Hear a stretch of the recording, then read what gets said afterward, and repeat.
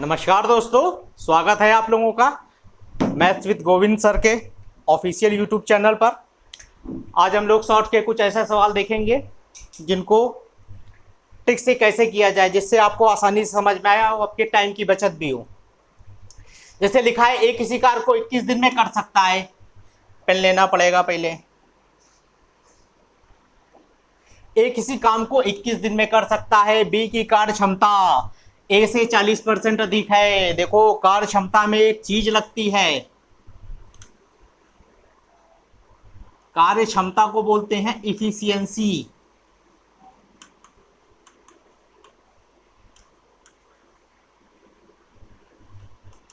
इसको डिनोट करते हैं ई से।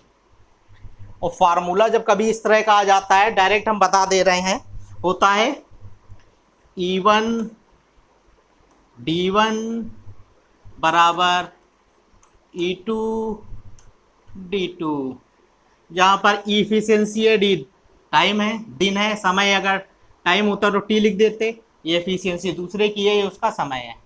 लिखा है ए किसी काम को 21 दिन में कर सकता है, तो हम ए की जो इफिशियंसी, ए का जो टाइम है डे, वो कितना हुआ 21। बी की कार्य क्षमता ए से 40% अधिक है। कार्य क्षमता हम लोग लिख लेते हैं ए और बी। जो बी की कार्य क्षमता है वो ए से 40% अधिक है, तो अगर ए की 100% कार्य क्षमता है तो बी की होगी 40% एक्स्ट्रा, 140%। काटना चाहो काट दो, आ जाएगा 5:7। इफिशियंसी ए की हो गई 5, बी की हो गई 7। बी उसी कार्य को कितने दिन में करेगा? बी की एफिशिएंसी कितनी है? बी की एफिशिएंसी है 7 दिन का, पता नहीं तो लिख देंगे x। इसमें कितने दिन लगते हैं? 21। इसकी एफिशिएंसी कितनी है? 5। गुणा करा दो, 5 × 21, 7 × x। x को निकालने के लिए 7 नीचे चला आएगा, 7 × 21, 5 15। यही इसका आंसर है, 15 डेज। ये हम लोगों ने इफिशियंसी से किया। अगर हम लोग इफिशियंसी से ना करते थोड़ा बड़ा हो जाता। दूसरा सवाल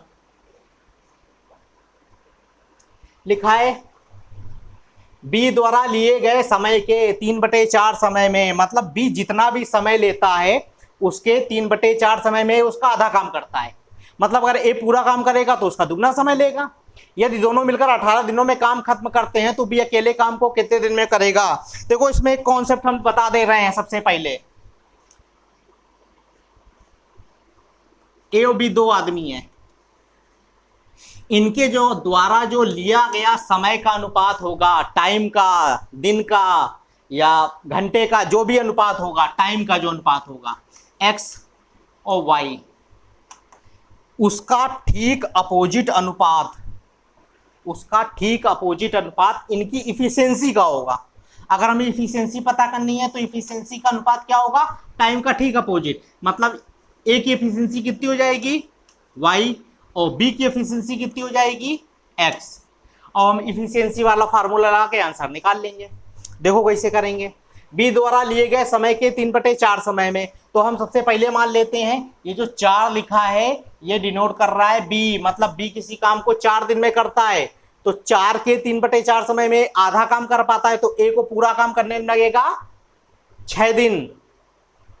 देखो, समझने की कोशिश करो, इसको मिटा देते हैं। देखो, ए और बी, उसने बोला बी द्वारा लिए गए समय के, तो 3/4 लिखा है, तो हम ये जो हर में लिखा होता है ये बी को उतना ही समय मान लेते हैं। मतलब बी किसी काम को अगर 4 दिन में करता है तो ए कितना करेगा? ए करेगा 4 के 3/4 समय में। तो 4 का 3/4 कितना होता है? 4 × 3/4, 4 4 कट जाएगा, बचेगा 3। तो 3 समय में आधा काम करता है, तो पूरा काम कितने समय में करेगा?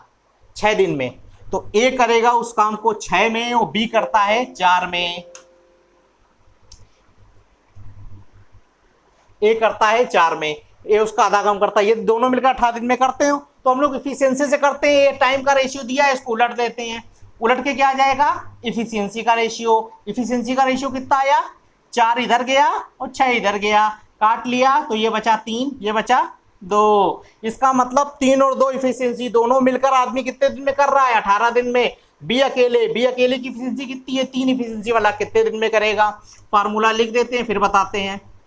यह है E1 D1 बराबर E2 D2।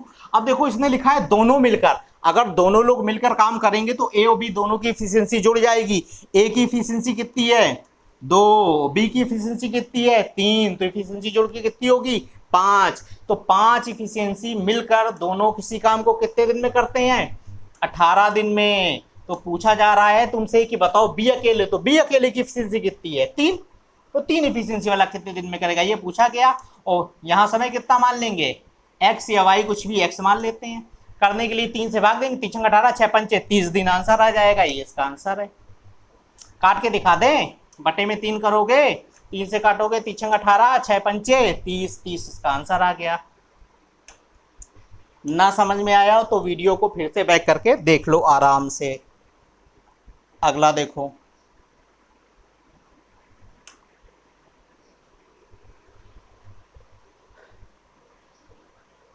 देखो अगला सवाल बहुत सरल है, रेशियो वाला है, करना कुछ नहीं है। इसमें लिखा है यदि 6200 रुपए को 1/2, 1/3, 1/5 के अनुपात में विभाजित किया जाए तो तीनों हिस्सों का मान ज्ञात करो। तो करना कुछ नहीं है, रेशियो में बांटना है, लेकिन बस कंफ्यूजन इसमें हो जाएगा कि ये लिखा है 1/2, 1/3, 1/5, इसको कैसे सही किया जाए। इसको सही करने का तरीका देखो हम बता दे रहे हैं। जब कभी भी अनुपात बटे में होते हैं, फ्रैक्शन में होते हैं, जैसे कि अगर 2 अनुपात होते ए बी, एक होता 3/4, एक होता 2/5, वो पूछा जाता है इसको अनुपात को सही करो। तो क्या करते हैं हम लोग, सबसे पहले बेसिक बता रहे हैं फिर बताएंगे कैसे करना है। इन दोनों का एलसीएम लेते हैं 5 चौक 20, या इसको ये भी लिख सकते हैं 5 × 4। अब 4 का भाग दोगे तो 5 आएगा, और 5 का गुणा 5 × 15 अनुपात 5 का भाग को इसमें दोगे तो 4 आएगा, और 4 का गुणा दोगे 4 दूनी 8। तो जब तुमको यही करना ही था तो तुम डायरेक्ट यहां से इसका गुणा इसमें नहीं करा सकते थे, 5 × 15 और 4 दूनी 8। तो हमको ये बेस, ये जो एलसीएम है ये लेने की जरूरत ना पड़ती। अगर 3 होता तब क्या करते, 3 वाला भी समझ लो। देखो जैसे यही लिखा है इसी को समझा दे रहे, बाद में हटा देंगे। लिखा है 1/2 अनुपात 1/3 अनुपात 1/5, तब भी हम लोगों को एलसीएम लेना पड़ेगा। एलसीएम आपकी बार हम ऐसा करते हैं मल्टीप्लाई में लिख लेते हैं 2 × 3 × 5। अब जब 2 से डिवाइड करोगे तो 2 कट जाएगा, तो 3 5 बचेगा, 3 और 5, 3 5 का गुणा इसमें कराना पड़ेगा। तो 3 5 का गुणा इसमें कराओगे 5 × 15। तो तुमको एक चीज समझ में आई कि इसका रेशियो निकाल लेते तो इसका हर का अंक छोड़ के बाकी जो 2 हर के अंक थे उनका गुणा करके लिखा गया। अब 3 से भाग दोगे तो 3 तो कट जाएगा, तो बचेगा कितना 5 और 2, 5 और 2 बचा, 5 दूनी 10 लिख दोगे। इसका मतलब जब हमने इसका रेशियो निकाला तो इसमें जो हर के अंक हर में था अंक उसको छोड़ दिया, बाकी दोनों को गुणा करा के लिख दिया। इसके बाद अगले में क्या करोगे 5, 5 से भाग दोगे तो 5 तो कट जाएगा, तो बचेगा कितना 3 दूनी 6, 6 हो जाएगा। तो ये सबसे सरल टेक्निक है, तुम लोगों को करना कुछ नहीं है। जब कभी इस तरह का आए कि फ्रैक्शन में दिया हो उसका रेशियो निकालना हो, तो हर में जिसका रेशियो निकाल रहे हो उसके हर के अंक को छोड़ दो, बाकी इन दोनों गुणा करा दो। अगर यहाँ 2 लिखा होता तो इन दोनों गुणा करा के 2 से भी गुणा कराते हम लोग। जैसे कि यहाँ पे लिखा होता 3/2, तो करते क्या 5 या 15 या 45 लिखते। चलो ठीक है, अगली बार समझ में आ जाएगा। 15/206 का रेशियो आया, कितने बांटना है 6200 में, तो 6200 को इधर लिखो, बांटना कितने में है 15:10:6, 15 10 25 6 21,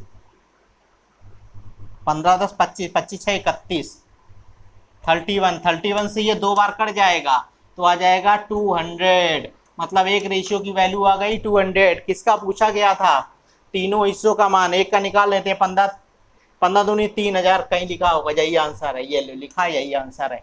बाकी गुणा करके देख लेना कहीं बदल तो नहीं गया। दूसरे में भी देख लेते हैं 10 दूनी 2000, 2000 यही आंसर है, ठीक। अगला देखो,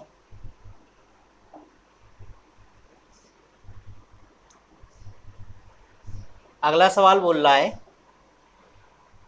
महाबाजार में बैगों की खरीद पर 20% की छूट मिलती है, ठीक। अगर बैग खरीदने जाओगे तो बैग का जो रेट होगा उस पर कितनी छूट मिलेगी 20% की।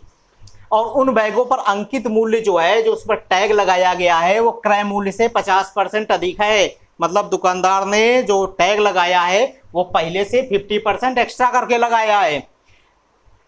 अमर ने एक बैग के लिए 840 रुपए अदा किए। अमर एक आदमी था, वो गया बैग खरीदने, उसने ₹840 उस बैग के लिए अदा किए, तो बैगों का क्रय मूल्य क्या होगा?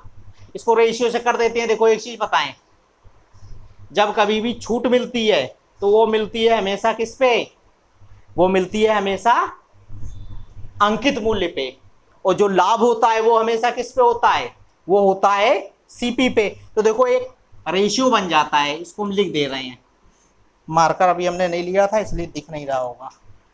देखो ये होता है सीपी, फिर ये आता है एसपी, और इसके बाद आता है एमपी। एमपी का मतलब मार्क प्राइस, एसपी का मतलब सेलिंग प्राइस, विक्रय मूल्य, सीपी का मतलब कॉस्ट प्राइस मतलब लागत मूल्य या क्रय मूल्य, और ये क्या है? अंकित मूल्य। देखो यहां से यहां तक हमेशा प्रॉफिट मिलता है या हानि मिलती है। दुकानदार समझदार है तो प्रॉफिट लेगा, थोड़ा सा दिमाग का कम है तो हानि ले लेगा। तो यहां पे जो भी मिलेगा, बढ़ के आया तो एसपी, तो सीपी से एसपी के बीच क्या होगा? प्रॉफिट या लॉस। और यहां से यहां तक एमपी से एसपी जब पीछे आते हैं तो क्या मिलती है? बट्टा, छूट या डिस्काउंट। तो यहां मिलता है डिस्काउंट। हम लोगों को इसका बस रेशियो बनाना है, उस रेशियो को बराबर करना है। देखो बोला कि वहां बाजार में बैगों खरीद पर 20% की छूट मिलती है। छूट मिलती है तो इसका मतलब अगर किसी आदमी ने एमपी 100% रखा होगा तो छूट मिलने के बाद एसपी कितना होना चाहिए? 20% छूट के बाद 80%। यही तो होगा ना, 20% छूट के बाद। तो अगर एमपी है 100% तो एसपी हो जाएगा 80%। तो ये हो गया पहला स्टेप। मतलब जो पहला ये बोला गया है, पहली लाइन जो बोली गई है वो इसमें आ गई। उसने बोला था कि बैगों खरीद पर 20% की छूट मिलती है, मतलब बैग का एमपी था 100%, 20% की छूट मिली तो हो गया 80%। फिर उसने बोला लेकिन जो दुकानदार है वो बैगों पर अंकित मूल्य क्रय मूल्य से 50% अधिक अंकित करता है, तो क्या किया?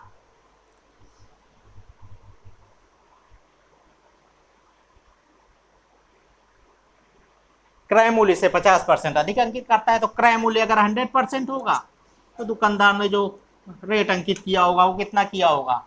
150%। अब बस इसको तुमको सही करना है कि एमपी और एसपी के बीच रेशियो है 80 और 100 का, और सीपी और एमपी के बीच रेशियो है 100 और 150 का।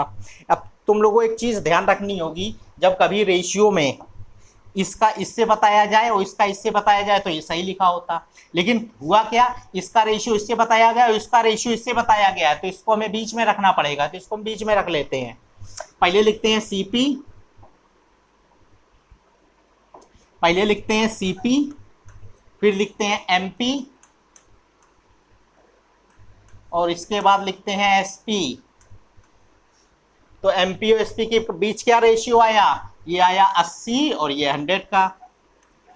और सीपी और एमपी के बीच क्या रेशियो आया? एमपी आया 150 और ये आया 100। बस इस रेशियो को बराबर कर लो, आंसर मिल जाएगा।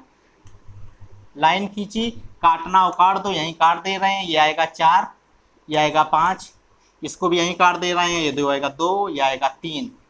तुम्हें पता ही है करना क्या है। 5 इधर खाली है, 5 लिखा, इधर खाली है 3 लिखा। 4 तियाँ 12 अगर एसपी होगा तो 5 तियाँ 15 एमपी होगा, और सीपी 5 दूनी 10 होगा। मतलब अगर 10 रुपए की चीज लाया होगा तो उसने रेट लिखा होगा 15 रुपए और बेचा होगा 12 रुपए पे। उसके बाद उसने बोला अमर ने बैग के लिए 840 रुपए अदा किए। मतलब अमर ने जो 840 रुपए क्या किए? 12 रुपए के बराबर है। एसपी तो वही है ना, खरीद के लाया। तो 12 की वैल्यू कितनी दी गई है? 12 की वैल्यू दी गई है 840। तो 1 की वैल्यू डिवाइड बाई 12। पूछा क्या क्या है? बैगों का क्रय मूल्य। तो क्रय मूल्य कितना है? 100। अगर पूछा एमपी अंकित मूल्य कितना है तो हम 15 से गुणा कराते हैं, चूंकि क्रय मूल्य पूछा है तो इसलिए हम गुणा कराएंगे 10 का। और जब 10 का गुणा कराएंगे तो 12 सत्ते 84, 7 इंटू 10 700 प्रत्येक बैग का सीपी निकल के आ जाएगा। Answer B. अगर ना समझ में आया हो तो बता दो, फिर से बता देंगे। अगला देखो,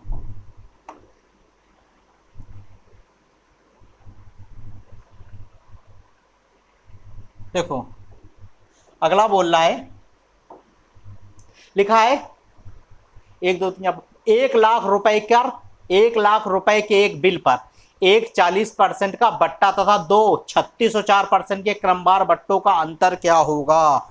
देखो ये है एक इस तरह का क्वेश्चन, आदमी इसमें कंफ्यूज हो जाता है कि अगर 100% राशि है, एक बार में डायरेक्ट 40% का बट्टा दे रहा है, और एक बार क्या किया 100% की राशि है इसमें दो बट्टे दे रहा है, एक बार दे रहा है 36% का और फिर दूसरी बार दे रहा है 4% का। तो आदमी ये सोचेगा 36 और 4 40% हो गया, जबकि ऐसा नहीं है, वो बदल जाएगी उसकी राशि। क्रमवार बट्टों का अंतर क्या होगा। तो देखो अगर 40% का बट्टा दे रहा है तो डायरेक्ट हम ये पता लगा लेंगे कि 100% 100 रुपए की जो चीज होगी 40% बट्टे के बाद मिलेगी कितने की, 60 की। इसमें तो कोई दिक्कत नहीं है, इसमें थोड़ी दिक्कत है, इसमें गुणा कराना पड़ेगा। अब इसमें क्या है, इसमें डबल बट्टे मिल रहे हैं, पहला बट्टा जो है वो है 36, दूसरा है 4% का, तो इसको अलग से निकालो।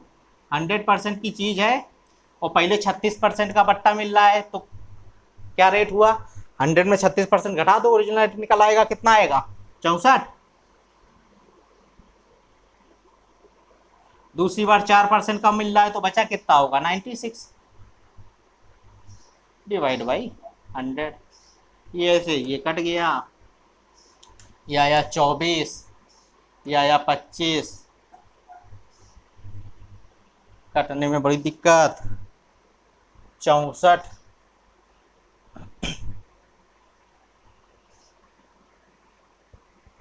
4 चौक 16 की 6, 4 चौक 16 6 हासिल 1, 4 6 चौक 24 25, 4 दूनी 8, 6 दूनी 12, 6 8 5 13 की 3 हासिल 1, 2 2 4 1 5, 1536 डिवाइड बाई 25, तो 1536 डिवाइड बाई 25, 25 का 150, 3 उतारा, 25 51 25, कितना कितना बचा 11, पॉइंट लगा के 0, 25 चौक 100, बचा कितना 10, 25 चौक ये आया 61.44। तो यहाँ पे कितना रेट आ गया 61.44। थोड़ा कैलकुलेशन पार्ट ध्यान से देख लेना आराम से, कितना आया 61.44। इन दोनों में कितने का अंतर, इन दोनों में अंतर है 1.44 का, यही तो अंतर आएगा परसेंटेज में भाई। ये 60 है, ये 61.44 है, कितना परसेंटेज में आया, इतने का बिल था, इसका निकाल लो कितने का, 1,00,000, 1 2 3 4 5 इंटू 1.44 डिवाइड बाई 100, 2 जीरो से 2 जीरो काटे, गुणा कराएंगे तो 3 में आंसर आ जाएगा बी नंबर 1,440 रुपये, इसका आंसर आ गया। दूसरे इसको दूसरे तरीके से भी कर सकते थे, अभी नहीं बताएंगे, बाद में बताएंगे। अगला देखो, अगला बोल रहा है एक चिड़ियाघर में कुछ खरगोश तथा कबूतर हैं, यदि उनके सिरों को गिना जाता है तो संख्या 100 होती है। एक चिड़ियाघर है, उसमें कुछ खरगोश हैं, कुछ कबूतर हैं, यदि उनके सिरों को गिना जाता है तो संख्या 100 होती है, और यदि उनके पैरों को गिना जाता है तो संख्या 290 होती है। तो पूछा गया है खरगोश कितने हैं। देखो इसको 2-3 तरीके से कर सकते हैं, बता लेकिन एक ही तरीके से रहे हैं। देखो जो खरगोश होता है उसके होते हैं 4 पैर, और जो कबूतर होता है इसके होते हैं 2 पैर। तो एक आदमी गया, उसने पहले सर गिने, तो जब सर गिने तो कितनी संख्या आई 100, और जब उनके पैर गिने तो संख्या आई 290। तो इसको देखो सबसे पहले करते हैं हम लोग एलिगेशन से। देखो अगर हम मान लें कि सारे कबूतर थे या ये खरगोश, अगर सारे कबूतर थे तो अगर उनके सरों की संख्या 100 थी तो पैरों की संख्या कितनी होगी, एक कबूतर के 2 पैर होते हैं 200, यही तो होगा। अगर हमने पूरे जो सरों की संख्या, क्योंकि सर सबका एक होता है, सर किसी के दो नहीं होते, तो अगर हमने बोल दिया कि सारे कबूतर हैं, तो अगर सारे कबूतर हैं तो इनके सरों की संख्या 100 है। तो अगर सारे कबूतर हैं तो एक कबूतर के 2 पैर, तो 100 कबूतरों के कितने पैर? 200 पैर। इसी तरह अगर हम बोल दे सारे खरगोश हैं, तो अगर खरगोश हैं और 100 संख्या है तो कितने होने चाहिए पैर? एक खरगोश के कितने पैर होते हैं? 4, तो कितने हो जाएंगे? 400। तो खरगोश के कितने पैर, मतलब खरगोश के कितने पैर होने चाहिए? 400। लेकिन दिए कितने हैं? 290। 290 को बीच में रखो, इससे इसको घटाओ, इससे इसको घटाओ। अब ये ना पूछना क्यों घटाओ, क्योंकि ये एलिगेशन में पढ़ाया जाएगा तुम लोगों को। ये आएगा 290, 300, 110। 11 और 9 का अनुपात आया, सरों की संख्या 100 थी, बांट दो, कितना आया? 11 पचे 55, 9 45, 55 और 45। यही इसका आंसर है। 55 आ गए कबूतर और 45 आ गए खरगोश। अब देखो एक बात समझो, अच्छा समझाने की कोशिश कर रहे हैं। अगर हम ये बोल दें कि चिड़ियाघर में सारे कबूतर हैं, तो कबूतरों के तो 2 पैर होते हैं। तो अगर कबूतरों के 2 पैर होते हैं तो जो पैर एक्स्ट्रा निकल के आ रहे होंगे, इसका मतलब वो खरगोश के पैर होंगे। क्योंकि हमने कबूतर के 2 पैर माने हैं, खरगोश के 4 होते हैं, तो हमने 2 पैर तो जो खरगोश के हैं वो तो गिन लिए, तो जो बचे 2 पैर हैं वही तो खरगोश होंगे। तो अगर हम सबको कबूतर मान लेते तो कितने पैर होते? 200। लेकिन यहाँ कितना लिखा है? 90। 290। इसका मतलब जो 90 है वो असल में खरगोश थे, लेकिन हमने उनको कबूतरों में काउंट कर लिया था। चूंकि खरगोश थे वो, तो उनके 2 पैर एक्स्ट्रा करके जुड़ रहे होंगे, एक खरगोश के 2 पैर एक्स्ट्रा निकले। यहाँ 90 निकले तो कितने होने चाहिए? 2 पैर है ना एक खरगोश के, तो 90 डिवाइड बाई 245। क्या? खरगोश। नहीं समझ में आया? दूसरे तरीके से देखो, अगर हम ये बोल देते कि सारे खरगोश हैं, तो अगर सारे खरगोश बोल देते तो मेरे हिसाब से जो सरों की संख्या 100 है ना, तो सारे खरगोश अगर होते तो पैरों की संख्या 400 होनी चाहिए थी। लेकिन यहाँ 400 तो है नहीं, यहाँ तो 290 है। इसका मतलब ये हुआ कि हमने कुछ कबूतरों को भी खरगोश मान लिया। तो करना क्या होगा हमको? हमको ये करना होगा कि हम ये देखेंगे खरगोश अगर सरों की संख्या 100 है, खरगोश पूरे हैं, तो 400 होने चाहिए, तो कम कितने हैं? 110। अगर 110 कम है तो एक कबूतर में कितने पैर कम हुए? 2 पैर ना। तो 110 में कितने का डिवाइड कर दो? 2 से। जब 2 से डिवाइड करोगे तो क्या आएगा? 55। इसका मतलब 55 कबूतर होंगे। ना समझ में आया हो तो व्हाट्सएप पे मैसेज डाल देना। अगला देखो,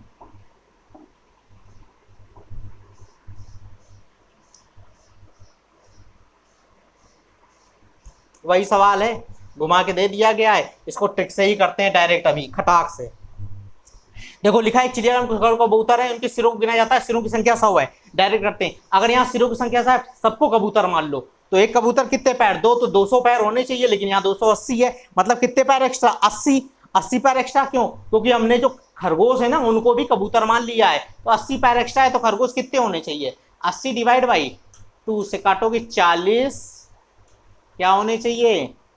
खरगोश। तो कबूतर पूछे गए, कबूतर आ जाएंगे 100 में 40 घटाओगे तो आ जाएगा 60। यही इसका आंसर है। ना समझ में आया हो तो फिर से वीडियो को बैक करके देख लो। अगला देखो,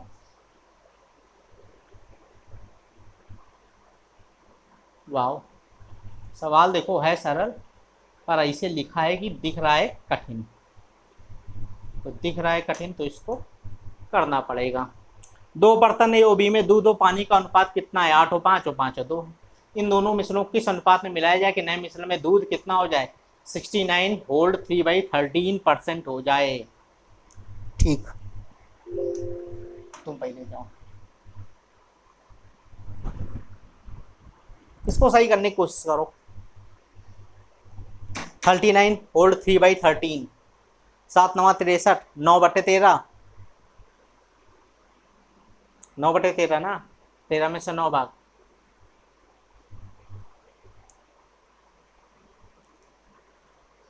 9।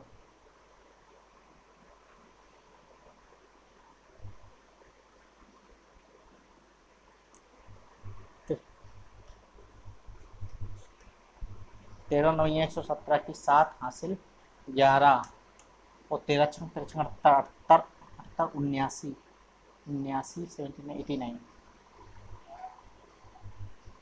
89 में 3 97 98 100 900 900 बटे 13 900 बटे 13 तो 9 बटे 13 वही है हमने जो बताया था फ्रैक्शन में। इसकी फ्रैक्शन वैल्यू परसेंटेज लगा है, ये है 9 बटे 13।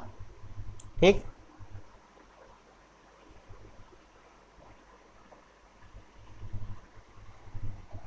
ये है इसकी फ्रैक्शन वैल्यू 9 बटे 13। देखो लिखा है 2 बर्तन योबी में दूध और पानी का अनुपात 8:5 और 5:2 है। इन दोनों मिश्रणों के अनुपात में मिलाया जाए कि नए मिश्रण में दूध 69 होल्ड 3/13 हो जाए। तो देखो इसको क्या करते हैं, किसी एक को बराबर कर लो, किसी एक को पकड़ लो। अगर दूध को देखना है तो दूध को ही पूरा सवाल दूध पे ही बना दो। अगर पानी को लेना है तो पूरा सवाल पानी पर ही बना दो। देखो कैसे बनाएंगे, ये दूध है तो ये 8 जो होगा ये भी दूध को रिप्रेजेंट कर रहा होगा, 5 ये भी कर रहा होगा, मिश्रण में दूध की मात्रा तो 9 इसको भी कर रहा होगा। पूरा मिश्रण कितना है 8 5 13, इसमें छूने की जरूरत नहीं, 5 2 7। तो देखो ये वाला जो मिश्रण है ए, ये टोटल है 13। समझ में आया कैसे बटा हुआ है ना, 8 और 5 हमने दोनों जोड़ दिया, 8:5 8 5 13। बी वाला जो अनुपात है वो कितना है 5 और 2, 5 और 2 को जोड़ा जाएगा 7, 5:2 7 हो गया। और जो पूरा मिश्रण बन रहा है वो कितना बन रहा है टोटल 13, उसमें 9 चाहिए। 9 बटे 13 का मतलब यही होता है 13 में से 9 भाग। अब देखो 8 5 13 ये तो बराबर था, 5 2 नहीं बराबर था, तो हमको कुछ ऐसी संख्या सोचनी पड़ेगी कि 13 से भी कटे 7 से भी कटे, ये तो 13 है कोई दिक्कत नहीं। तो 13 सत्ते 91, तो हम अपने मन में संख्या सोचते हैं कौन सी 91 लीटर। ठीक, तो 91 लीटर अगर सोची गई तो 13 का 13 सत्ते 91, 7 8 56, 56 इधर और 5 2 7 7 7 13 13 बचे 65 इधर, और इधर कितना आया 13 का भाग दिया 13 सत्ते 91, 7 9 63 इधर, एलिगेशन लगा दिया, आपस में काट दो, 63 64 65 2 इधर आ जाएगा, और 56 57 58 59 60 62 63 5 6 7 इधर आ जाएगा। तो आ जाएगा 2:7। 2:7 में अनुपात अगर मिलाया जाए तो नए मिश्रण में दूध की मात्रा कितनी हो जाएगी 69 होल्ड 3/13। अब मेरा ख्याल है सीट पूरी खत्म हो गई होगी, हाँ खत्म हो गई है। तो एक लोग कल हम लोग इसकी प्रैक्टिस को और आगे बढ़ाएंगे। आज के लिए इतना ही, धन्यवाद।